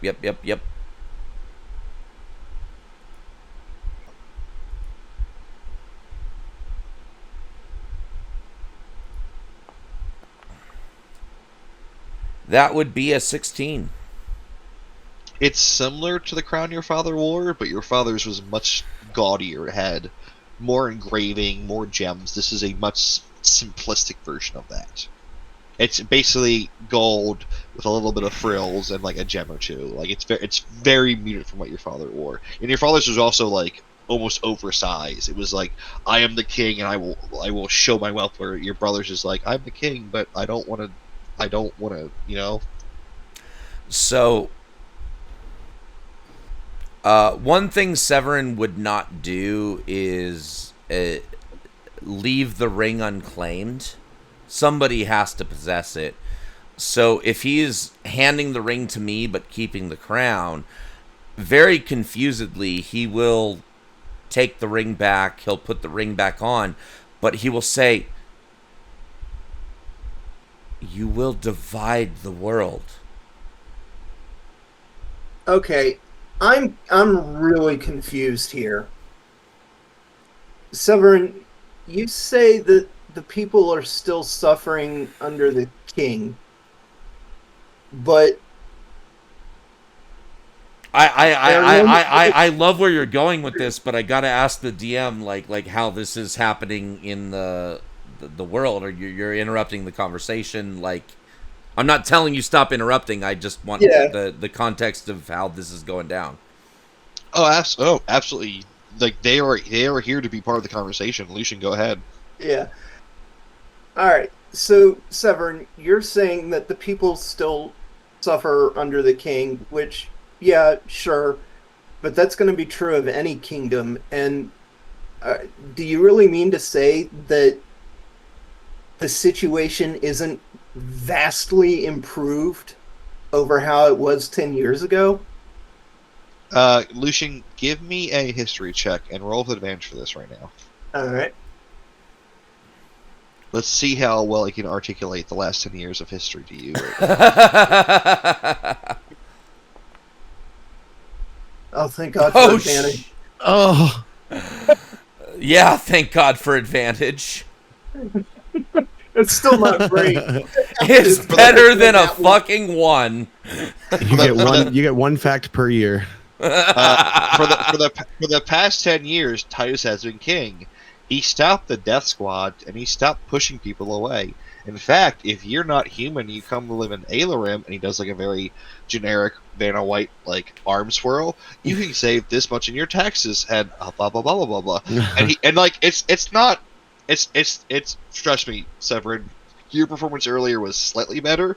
This is very matter of the fact. But like he explains to you, yeah, people are suffering, but the amount of suffering since Titus has taken over has drastically increased. So like you have a right to be upset, but you not as upset as you are. You know what I mean? I would say that, just for context, that the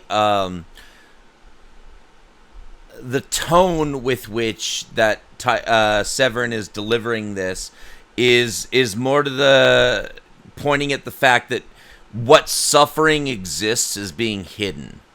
Like that's kind of what he's taken to notice most of is yeah, okay, this there's the general populace that are just like enjoying the benefits of what Alarim has become, and then the bits that are being hidden. And have you not been to our tent city, Severin? Have you not seen what has happened? Yes, I plan to take the people that remain and find them a way to survive, but because of the influx of strangers, there's like it's not my doing. I if it's coming from my council, I will see to it and I will stop it, but it is not a directive under me. But I planned, and this is something I've talked to with the chief financial officer and the city planner and the captain of the guard, that we want to find the people that remain a permanent lodging and a way to exist within the city. He stopped chuckling. He stopped. I'd like to do an insight jolly. check on what he's saying. Roll it up. Can I also make one? I know Zash. Oh shit! Oh shit! I mean, you can also make one, but beat that. Nice. Pretty good though. Still pretty good. You guys are feeling him. I think Zasha, both Severin and Zasha can see through whatever bullshit. Lucian, did you want to roll insight on this or no? Yeah, sure. Why not? I just want to give you the fair option. Give me this 26. So that 11. Lucian, you've dealt royalty and you're like, I don't know, man. What you up to? Whereas Azasha and Severin are like, oh, okay, yeah, you have a plan? Cool, that's awesome. Like, you talk, he's, as Titus is speaking, you're both like, okay, like, I can connect the dots, I can see where you're going with this, like, you have a plan in mind, but very, very much so. Titus is like, I had a festival. It was way bigger than I expected, and now I'm panicking. But I have a plan to fix things once it's over. And you're like, okay, you bit off way more than you can chew, but you're working it out. Okay, we got you. We understand. So, Your Majesty, if I'm understanding everything correctly, being king is not a position you ever desired. Would that be correct? Who the fuck are you talking to me? Yes. This is where Severin will speak up and say, "This is." I don't know what the term might be, but like just trying to imply that this person is part of his entourage, right? Like. Go ahead. Seven, give me an intelligence check with advantage, real quick. All right, intelligence with advantage. By the way, you see Zasha once Lucian pisses off the king a bit. Zasha moves his hands to his weapons. He's ready to deck damage. This is still his leave.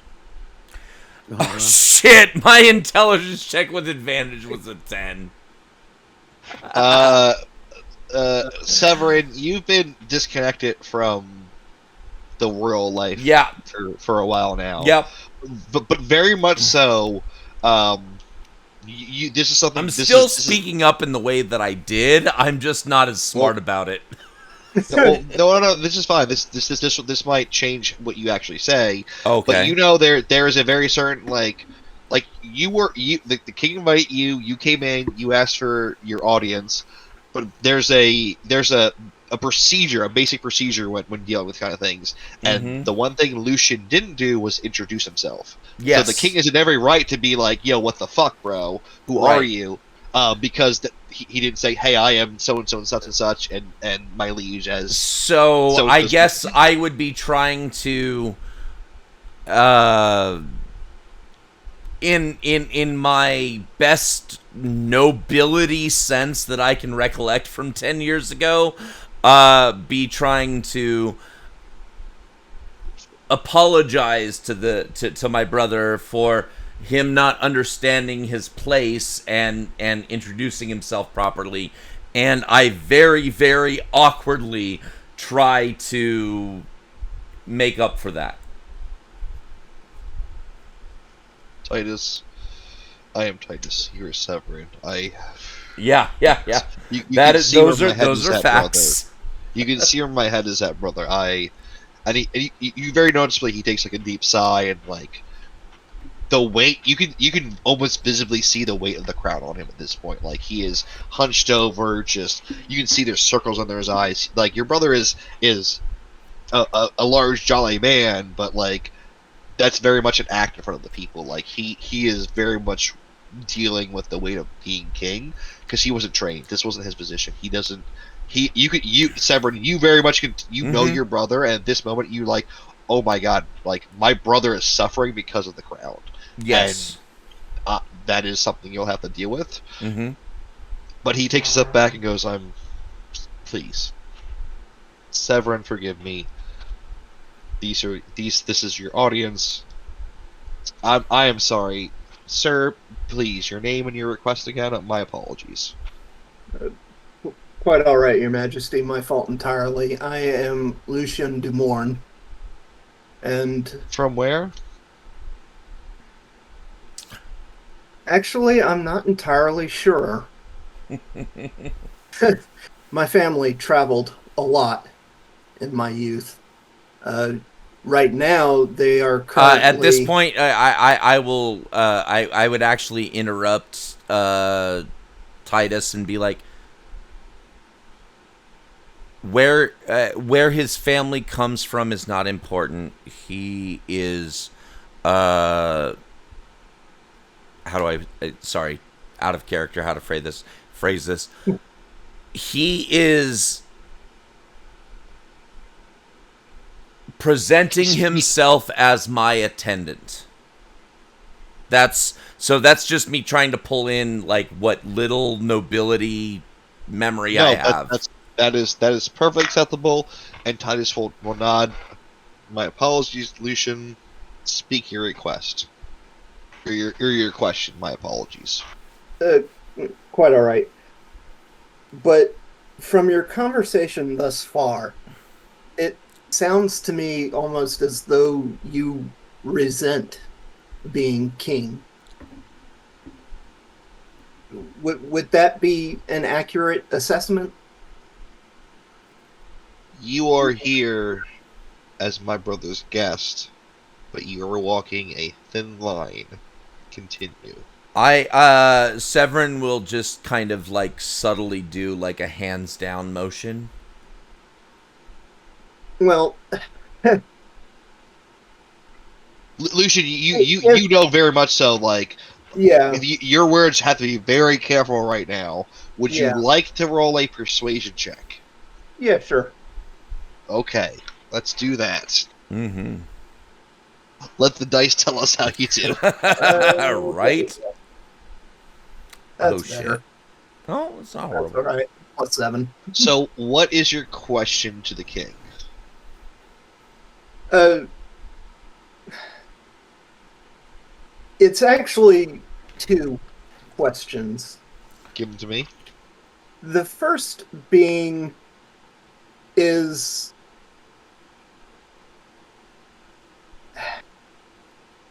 one of the main rewards for these competitions in the festival being a suitor for your daughter. Is this basically a means of ridding yourself of the crown? And the second question is that would be not just for Titus, but for Severin as well. Neither of you seem to want to rule, but have you considered the possibility of ruling together? This is spicy. To answer your first question, just because I marry my daughter off does not make me king. I will need to appoint or have an heir. Marrying my daughter off solidifies the legitimacy of another group's or province or however they've aligned And themselves. out of character, if I can add to what Joe is saying for my character, obviously my life path is not going to provide an heir. Right. Out of character too. I would know that simply marrying the king's daughter would not necessarily make one a king. I would imagine that in Ailerum, just like in any medieval society, that the one who marries his daughter in order to become king would have to be of a noble lineage. Otherwise, they would just be a royal consort, but the child thereof could be the next ruler. If I may, the festival is very specifically giving unique opportunities. Yes. Fair enough. There is enough wiggle room for things to happen here, and that is the best answer that you can be given. Fair enough. Because, as you say, this king's like, I've allowed my daughter to have different suitors because of reasons I will not explain to you. All right. Excellent.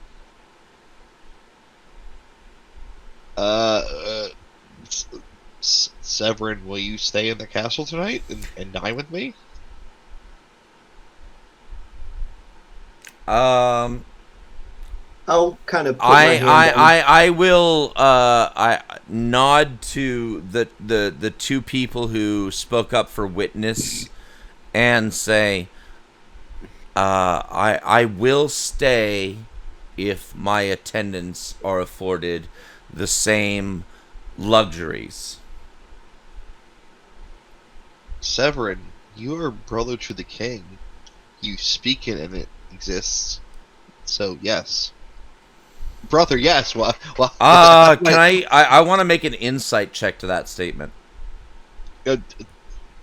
100% honesty. Titus is so happy to have you home. He just, yeah, if that's what you want, 100%. Like, at this moment, you could ask Titus to, like, nuke Australia, and he would. He is happy to have his brother back. He will say whatever he needs to get you to stay the night. Australia. He wants you to be, I 100%. He is trying to make you stay because he missed. Like, this is brother to brother. Like, oh my God, my brother's back. Yes, whatever you want, brother. I'll kill everyone, please, whatever.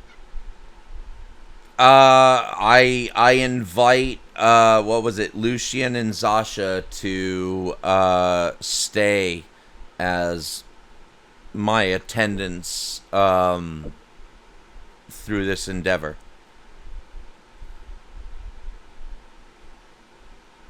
And I am guessing that we're going to be getting a room together to possibly maybe discuss what the fuck just happened. Well, Lucian, Zasha, what's your response? Yeah, I'm in. Just look to the king and tell him, my liege, and I'll do as you command. No, sir. This is the rare occurrence where you have a choice.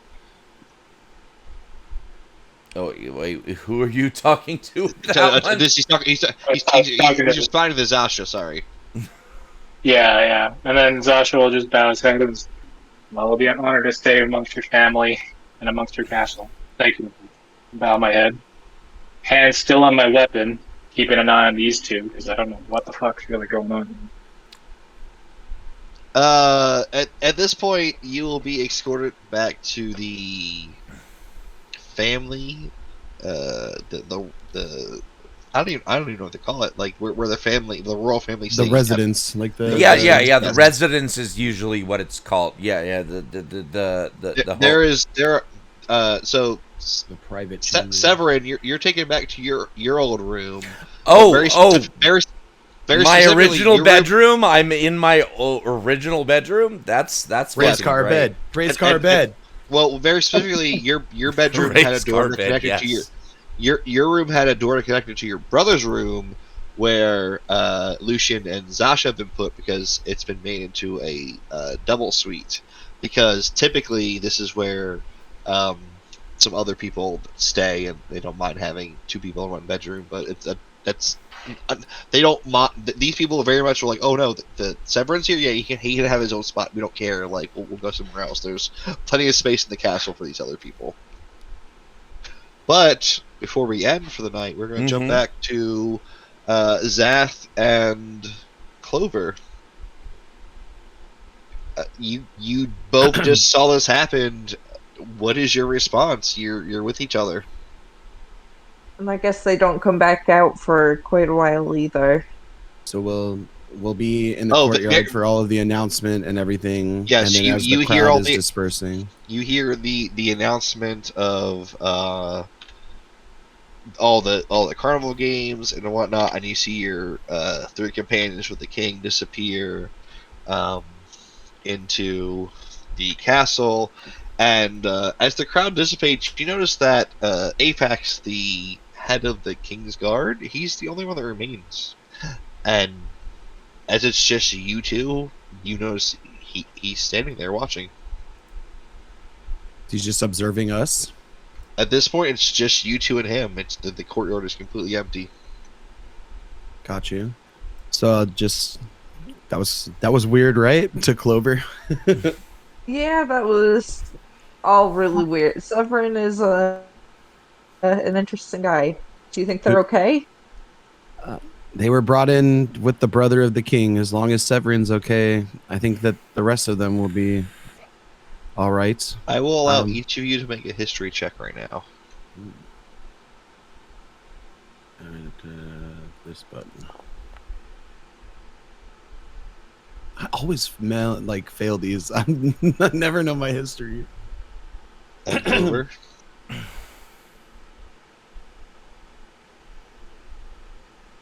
Nope. So you both know very much that the night old Ailerim was overthrown, it was done by his twin sons. Titus is the only one that is heir to the king. You're both like, oh shit! Is like at this point you're like, that's weird, and you're like, wait, Severin's the fucking other brother of the king? What? Like it just light bulb hits you both simultaneously at this point. And you know very much they are not coming out tonight. Right. Okay. Do you have room at the Welcome Lunch? I do have a room at the Welcome Winch, but I owe the bartender a masterpiece. First, I heard you say that, or let's see. I want to leave a note for Lucy in here, but I probably don't have a pen and paper. Clover, do you have something I can write with? I have, well, I guess what used to be painter's supplies and is now that's a tattoo kit. gun, yeah. We were making business cards the other day. I will cue you in that there's no one here to leave a note to you except for Apex. Right, and that's the goal. You know, just by looking at this person, they're going to take your note and immediately throw it away. So your best bet is just to go home, go to your bed for the night, and hopefully see your friends tomorrow. Okay, I'm gonna walk up to Apex anyway, and I'll just address him confidently. Like, the king took a group with him into the castle. Amongst them was a rogue. Tell him that he can find the sprite and the bard at the Welcome Winch. Head to your lodging, Bright Song. I care not for your antics. My antics. Ooh, he's so scary. Oh, he called you Bright Song without you saying that. Right, yeah. Like the hairs in the back of your neck stand up as he speaks. You're just like, ooh, this guy's creepy. Okay, well I guess we're going back to the Welcome Winch, Clover. Let's do this. That guy was scary. That is where we will end our session for the night. Yeah, let's go. The party has decided to split itself, which I should have been prepared for, but haha. I was actually, don't worry. I'm always prepared. I'm insane. But thank you for hanging around, chat. It's been a wonderful evening. I hope I didn't say whatever I say too often. But it was super fun. I will open it up to our players to say goodnight and any other well wishes they would like. Yes, good night, everybody. Have a great week. Yeah, good night, all. I just want to say thank you for being the best part of Sputter Media, our audience. So, we love you. It looks like we picked up a couple more viewers right here as we're signing off, but we'll be back with this story next Sunday, and Sputter Media has other things going on. You can catch Cyber Nights. So if you're just joining us as we're logging off, please come see us again. We love you guys. We got Cyber Nights on Tuesday nights and Alderton on Sunday nights so far. So and more to come. That's what she said. Have a good night, y'all. There's no better way to end the stream.